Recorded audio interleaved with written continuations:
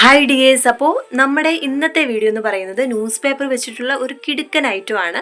അപ്പോൾ എല്ലാവരുടെ വീട്ടിലും അല്ലെങ്കിൽ കയ്യിൽ അവൈലബിൾ ആയിട്ടുള്ള ഒന്നാണ് ന്യൂസ് പേപ്പർ എന്ന് പറയുന്നത് അല്ലേ. അപ്പോൾ അത് വെച്ചിട്ടുള്ള ഇന്നത്തെ ഐഡിയ നമുക്ക് കണ്ടാലോ.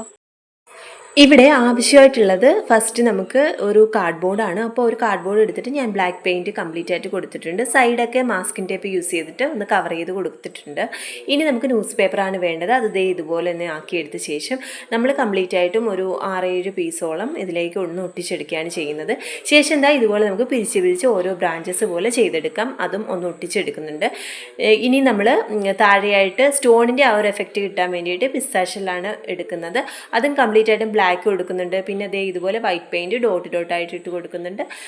പിന്നെ നമുക്ക് കുറച്ച് ഫോട്ടോയുടെ പ്രിൻ്റ് ഉണ്ടായിരുന്നു, അതും കൂടി ഇതിലേക്കൊന്ന് വെച്ച് കൊടുക്കുന്നുണ്ട്. അപ്പോൾ ഡീറ്റെയിലിംഗ് വീഡിയോയുടെ ലിങ്ക് ഞാനിവിടെ താഴെ കൊടുത്തേക്കാം. വളരെ ഈസിയാണ്, എല്ലാവർക്കും യൂസ്ഫുൾ ആകും.